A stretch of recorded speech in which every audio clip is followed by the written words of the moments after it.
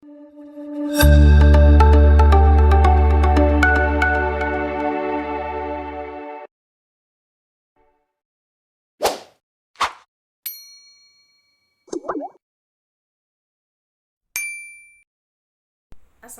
warahmatullahi wabarakatuh. Halo, perkenalkan nama saya Mia Aulia Hikmah. Dibuatnya video ini yaitu saya akan berbagi sedikit informasi penting tentang topik yang mungkin sedang bikin banyak orang bertanya-tanya, yaitu kenaikan tarif pajak pertambahan nilai atau PPN yang mulai berlaku di tahun ini, yaitu 1 Januari 2025. Kenaikan ini cukup signifikan karena sekarang tarif PPN menjadi 12%. Bagi sebagian orang, ini mungkin hanya angka, tapi kalau kita pikirkan lebih dalam, perubahan ini akan mempengaruhi banyak aspek dalam kehidupan kita, mulai dari harga barang, daya beli, hingga keberlangsungan usaha kecil dan besar. Di video ini, kita akan membahas beberapa hal. Apa itu PPN, alasan kenaikan tarif ini, dampak bagi kita semua, dan cara terbaik menyikapi perubahan ini. Saya akan membahas secara sederhana dan santai supaya mudah dipahami. Sebelum kita membahas lebih jauh soal kenaikan tarifnya, mari kita pahami dulu apa itu PPN. PPN atau pajak pertambahan nilai adalah pajak yang dikenakan atas setiap konsumsi barang dan jasa di dalam negeri. Pajak ini disebut sebagai pajak tidak langsung karena yang membayar pajak sebenarnya adalah konsumen, tapi yang menyetorkan ke pemerintah adalah penjual atau pelaku usaha. Sederhananya, setiap kali kita membeli barang di supermarket atau toko, kita sudah membayar PPN tanpa menyadarinya. Misalnya saat kita membeli baju, itu bukan harga murni barangnya saja, tapi sudah termasuk PPN di dalamnya. PPN ini punya mekanisme yang cukup unik dibandingkan pajak lainnya. Pajak ini diterapkan di setiap tahap produksi dan distribusi, tapi hanya pada nilai tambah yang diciptakan. Contoh sederhananya yaitu sebuah perusahaan menghasilkan kain dengan harga 50.000 dan kain ini dikenakan PPN sebesar 12%, yaitu 6.000 jadi 56.000. Contoh yang kedua, kain dijual ke produsen baju yang mengolahnya menjadi baju jadi. Produsen ini menjual baju itu ke toko dengan harga 100.000. Nah, di sini PPN dihitung lagi atas nilai tambahan sebesar 50.000, yaitu 6.000. Jadi walaupun PPN dihitung di setiap tahap, pajak ini tidak berganda karena hanya nilai tambahan yang dikenakan pajak. Mengapa PPN disebut penting? Kenapa sih pemerintah begitu mengandalkan PPN? Karena pajak ini adalah salah satu sumber penerimaan negara yang paling besar dan stabil. Sebagai gambaran, pada tahun 2023, penerimaan dari PPN menyumbang hampir 40% dari total pendapatan pajak nasional. Selain itu, karena pajak ini dikenakan pada konsumsi, penerimaan dari PPN cenderung stabil meskipun ekonomi sedang mengalami perlambatan. Selama masyarakat terus membeli barang dan jasa, negara akan terus mendapatkan pendapatan dari pajak ini. Dengan kata lain, PPN menjadi andalan untuk membiayai berbagai kebutuhan negara, seperti pembangunan infrastruktur, subsidi, dan pelayanan publik. Sekarang coba kita pikirkan barang terakhir yang kita beli. Apakah itu makanan, pakaian, atau mungkin barang elektronik? Berapa kira-kira PPN yang kita bayar untuk barang tersebut? Kalau kita belum yakin, coba hitung dengan cara ini. Ambil harga barangnya, lalu kalikan dengan 12%. Misalnya, barang yang harganya 500.000 maka PPN-nya adalah 60.000. Jadi itulah sekilas tentang apa itu PPN, cara kerjanya, dan kenapa pajak ini sangat penting untuk negara. Tapi bagaimana dengan kenaikan tarifnya? Kenapa pemerintah merasa perlu menaikkan PPN sekarang? Apakah ini keputusan yang tepat? Yuk kita bahas lebih lanjut. Kenapa sih pemerintah menaikkan tarif PPN menjadi 12%? Kenaikan ini tentu tidak terjadi begitu saja. Ada beberapa alasan mendasar yang menjadi latar belakang kebijakan ini. Pertama, kita lihat kondisi keuangan negara pasca pandemi. Selama pandemi, pemerintah mengeluarkan banyak anggaran untuk menangani krisis kesehatan, memberikan bantuan sosial, dan menjaga stabilitas ekonomi. Di sisi lain, penerimaan negara menurun drastis karena aktivitas ekonomi melambat. Akibatnya, defisit anggaran meningkat tajam. Nah, dengan menaikkan tarif PPN ini, pemerintah berharap dapat meningkatkan penerimaan negara untuk menutup defisit tersebut. Targetnya adalah menciptakan anggaran yang lebih sehat agar negara bisa terus menjalankan berbagai program pembangunan dan kesejahteraan masyarakat. Meski begitu, pemerintah juga mengimbangi kebijakan ini dengan berbagai intensif untuk masyarakat. Beberapa langkah yang bisa diambil yaitu yang pertama, yang seperti kita tahu ya, ada diskon listrik sebesar 50%. Diskon ini diberikan kepada kelompok masyarakat tertentu, khususnya rumah tangga yang berdaya listrik rendah. Program ini bertujuan untuk meringankan beban masyarakat yang terkena dampak langsung dari kenaikan harga akibat penyesuaian PPN.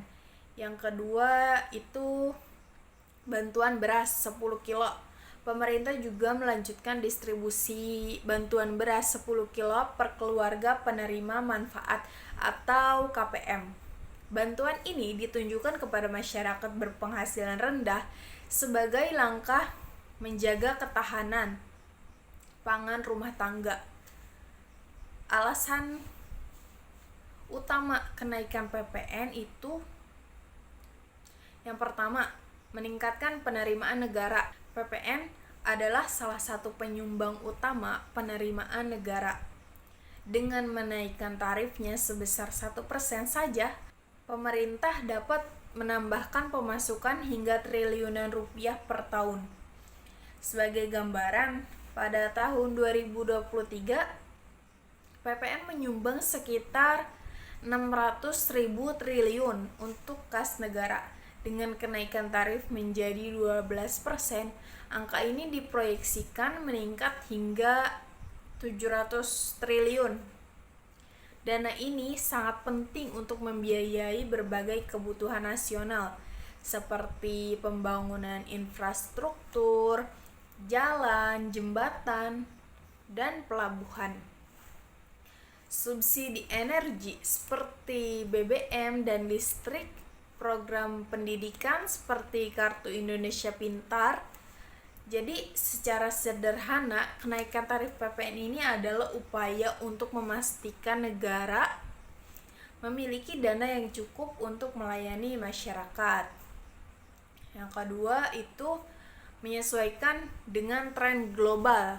Alasannya adalah untuk menyesuaikan tarif PPN Indonesia dengan standar internasional.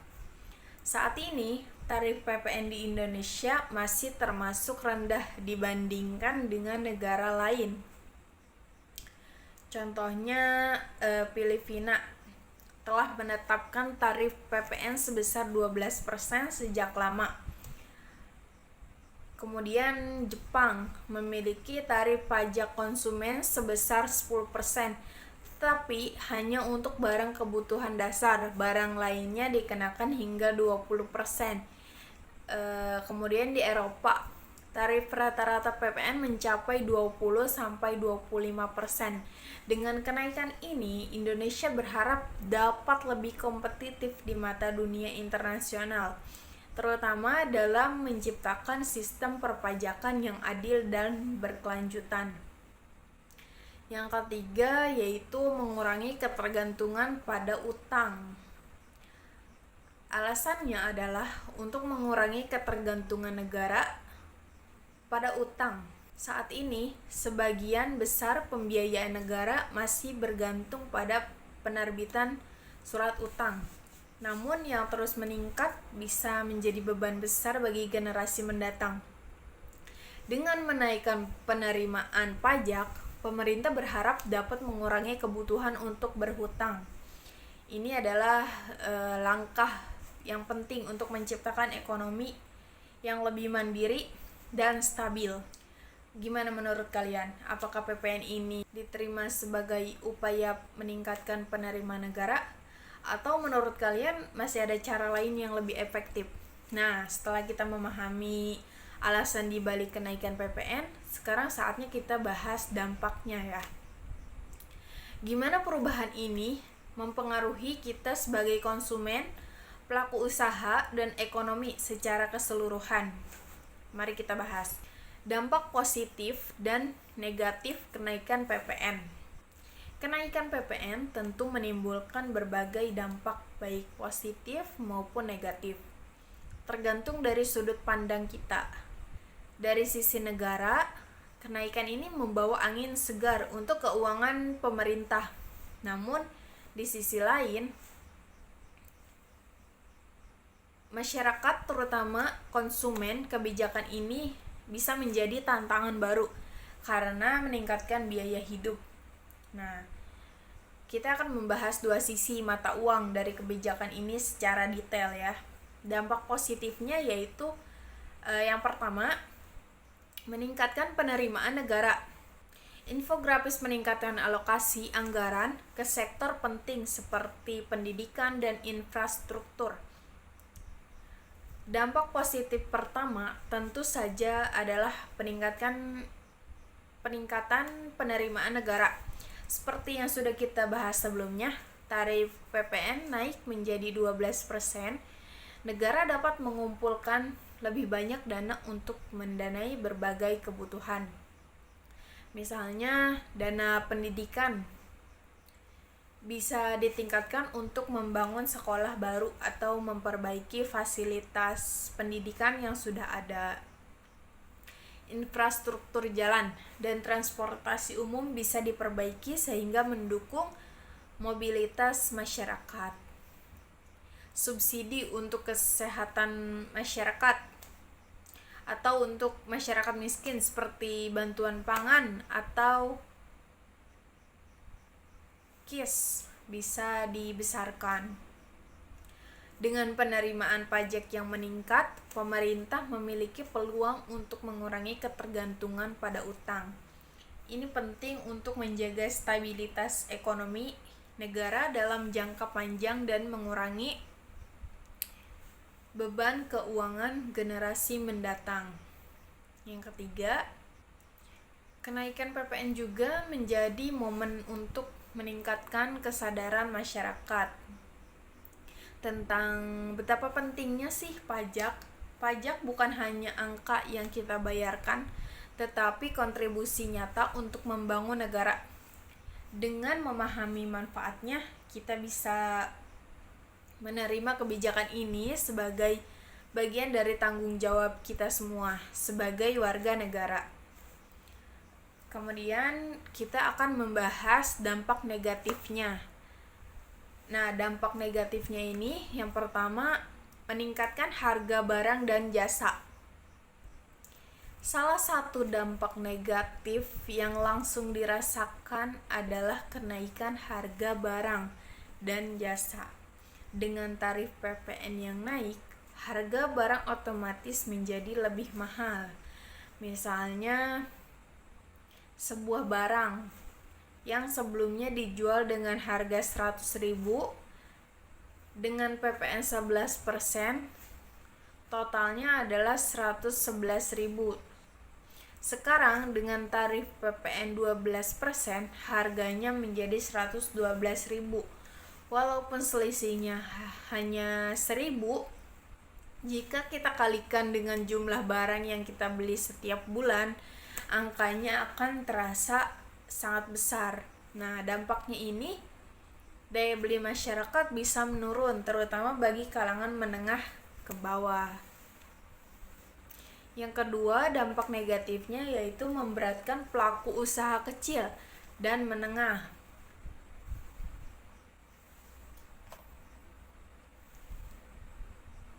Kenaikan PPN juga menjadi tantangan besar bagi pelaku UMKM.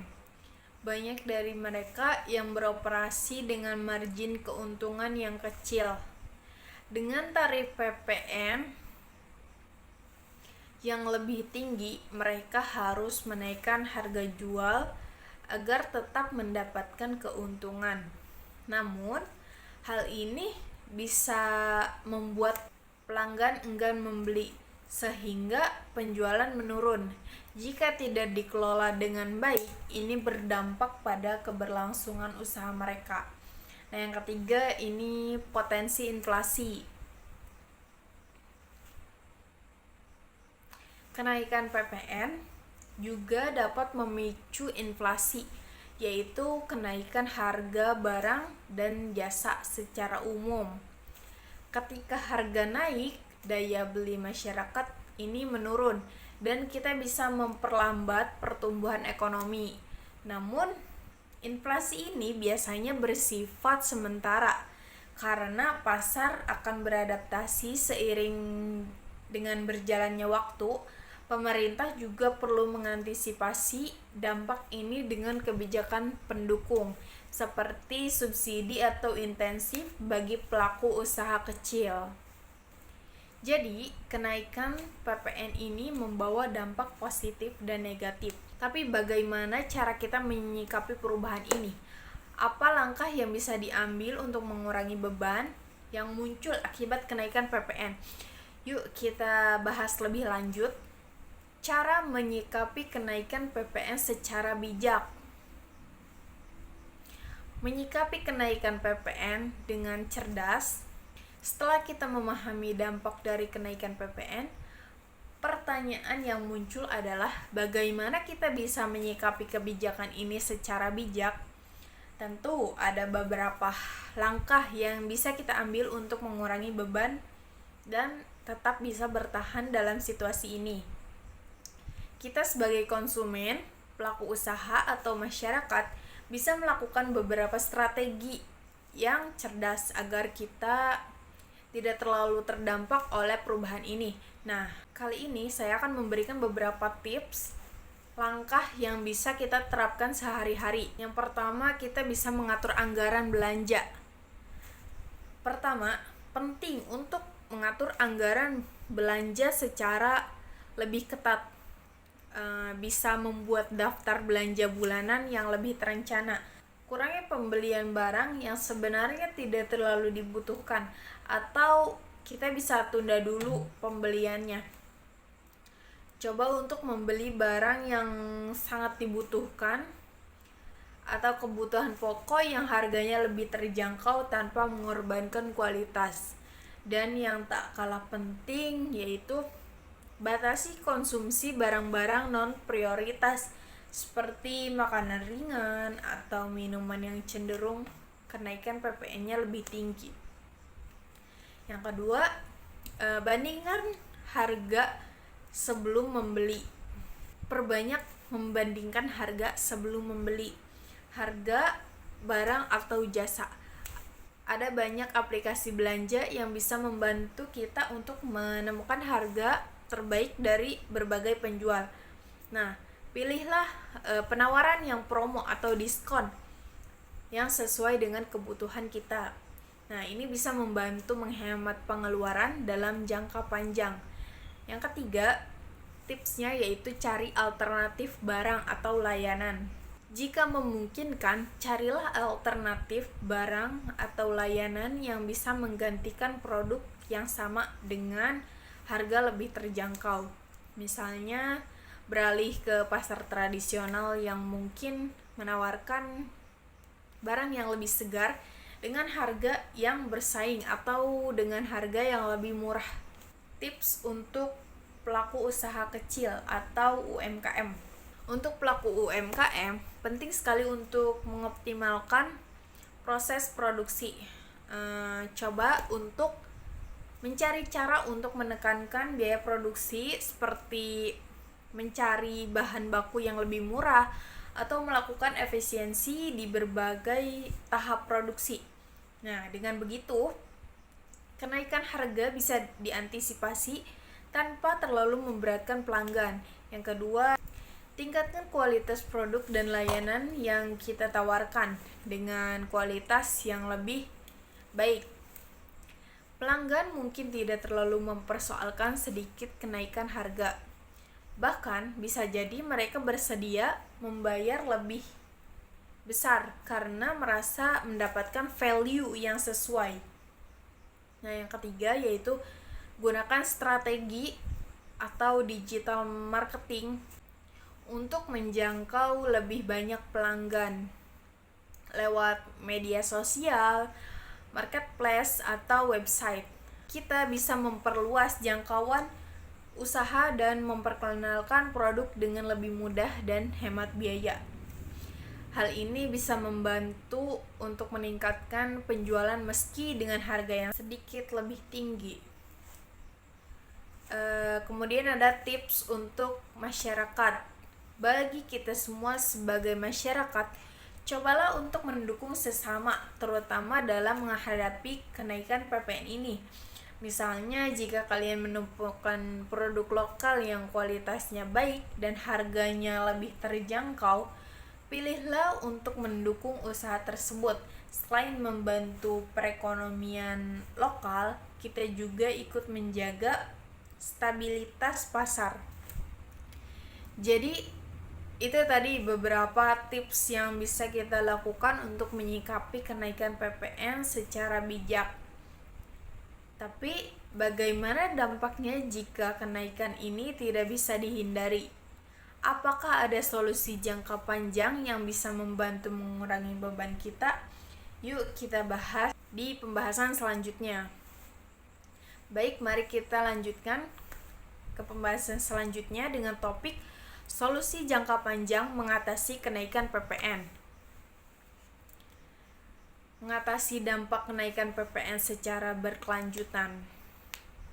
Kenaikan PPN mungkin menjadi tantangan saat ini, tetapi untuk memastikan dampaknya tidak terus-menerus membebani kita, diperlukan solusi jangka panjang yang bisa mengatasi masalah ini secara berkelanjutan. Solusi-solusi ini bertujuan untuk menciptakan keseimbangan antara penerimaan negara, peningkatan ekonomi, dan keberlanjutan kesejahteraan masyarakat. Nah, kemudian ada solusi untuk negara. Yang pertama, diversifikasi sumber pendapatan negara. Salah satu solusi utama yang harus dilakukan oleh negara adalah diversifikasi sumber pendapatan. Negara tidak bisa terus-menerus bergantung hanya pada satu jenis pajak seperti PPN. Contohnya, memperkuat sektor pariwisata untuk mendatangkan devisa yang lebih besar, meningkatkan ekspor produk dalam negeri ke pasar internasional yang lebih luas. Kemudian mengoptimalkan pajak dari sektor teknologi dan digital yang saat ini semakin berkembang. Dengan begitu, penerimaan negara bisa lebih merata dan tidak hanya bergantung pada pajak konsumsi seperti PPN saja. Yang kedua ada reformasi sistem pajak yang lebih adil. Selain itu, reformasi sistem pajak juga perlu dilakukan agar lebih adil dan proporsional. Salah satu yang bisa dipertimbangkan adalah menerapkan sistem pajak progresif, di mana orang dengan penghasilan lebih tinggi dikenakan pajak yang lebih besar. Hal ini bisa membantu negara untuk meningkatkan pendapatan tanpa membebani konsumen menengah ke bawah. Nah, solusi untuk masyarakat dan pelaku usaha yaitu peningkatan literasi finansial masyarakat. Satu solusi jangka panjang yang penting adalah peningkatan literasi finansial masyarakat. Ketika masyarakat paham cara mengelola keuangan dengan baik, mereka bisa membuat keputusan yang lebih bijak, termasuk bagaimana cara mengatur untuk pengeluaran agar tetap efisien meskipun ada kenaikan harga barang. Yang kedua, kolaborasi antara pelaku usaha dan pemerintah. Pelaku usaha juga harus aktif dalam berkolaborasi dengan pemerintah untuk mencari solusi bersama. Pemerintah bisa memberikan intensif atau bantuan kepada usaha kecil agar mereka tetap bisa bertahan meski ada kenaikan biaya operasional seperti PPN. Contoh nyatanya adalah pemberian subsidi atau fasilitas kredit lunak untuk UMKM yang berkontribusi pada peningkatan lapangan kerja dan ekonomi masyarakat. Yang ketiga, fokus pada produk lokal dan ekonomi kreatif. Yang tak kalah penting adalah meningkatkan daya beli melalui produk lokal.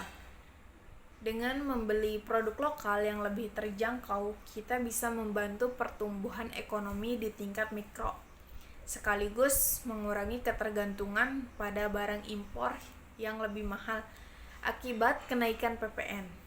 Dengan solusi-solusi ini, diharapkan dampak dari kenaikan PPN bisa lebih terkelola dan tidak menjadi beban yang berat dalam jangka panjang. Namun, perlu ada kerjasama yang solid antara pemerintah, masyarakat, dan pelaku usaha untuk mewujudkan kondisi ekonomi yang lebih sehat dan berkelanjutan. Menghadapi kenaikan PPN dengan sadar dan bijak. Kenaikan PPN yang berlaku mulai 1 Januari ini memang membawa berbagai tantangan. Namun seperti yang sudah kita bahas, tantangan ini bisa kita hadapi dengan cara yang lebih bijak dan sadar. Dari mengatur anggaran pribadi hingga berkolaborasi dengan pelaku usaha dan pemerintah, ada banyak langkah yang bisa kita lakukan untuk memastikan dampaknya tidak merugikan secara berkelanjutan. Yang pertama, perkuat kesadaran akan kontribusi pajak. Masyarakat sadar bahwa pajak adalah kontribusi untuk kemajuan bangsa. Kita sebagai warga negara perlu memperkuat kesadaran akan kontribusi pajak. Pajak yang kita bayar bukan hanya untuk mengisi kas negara, tetapi juga untuk membangun fasilitas umum, sarana pendidikan, dan pelayanan kesehatan yang baik. Dengan memahami hal ini, kita akan lebih siap menerima kebijakan yang bertujuan untuk kemajuan bersama. Yang kedua, menguatkan solidaritas sosial. Solusi lain yang tak kalah penting adalah menguatkan solidaritas sosial. Dalam menghadapi situasi seperti ini, kita perlu saling membantu, saling mendukung antar sesama. Apapun perannya, baik sebagai konsumen, pelaku usaha, atau pekerja, kita bisa berbagi tips, saling membantu, dan saling meringankan beban satu sama lain. Dengan begitu, ketahanan ekonomi di masyarakat bisa lebih terjaga. Selanjutnya, terus perkuat diri dengan inovasi dan produktivitas. Mari kita terus perkuat diri dengan inovasi dan produktivitas. Setiap tantangan pasti membawa peluang. Pelaku usaha bisa memanfaatkan situasi ini untuk mencari inovasi baru. Sementara masyarakat bisa mencari cara untuk meningkatkan produktivitasnya, entah itu dalam bekerja atau dalam pembangunan usaha kecil. Jadi, seperti yang kita lihat, kenaikan PPN ini memang bukan hal yang ringan, tetapi kita bisa menghadapi dengan cara yang cerdas dan bijak, dengan saling mendukung, beradaptasi, dengan fleksibilitas, serta terus memperkuat kemampuan diri. Kita bisa keluar dari situasi ini dengan lebih kuat dan siap menghadapi masa depan. Mari kita jalani tantangan ini dengan optimisme dan semangat gotong royong. Cukup sekian dari saya. Cukup sekian video edukasi tentang PPN. Cukup sekian dari saya tentang video edukasi kenaikan PPN menjadi 12% mulai tahun ini. Semoga videonya bermanfaat dan kita bisa mengaplikasikannya di kehidupan kita. Terima kasih, mohon maaf jika terdapat kata-kata atau kalimat yang kurang berkenan di hati. Terima kasih. Wassalamualaikum warahmatullahi wabarakatuh.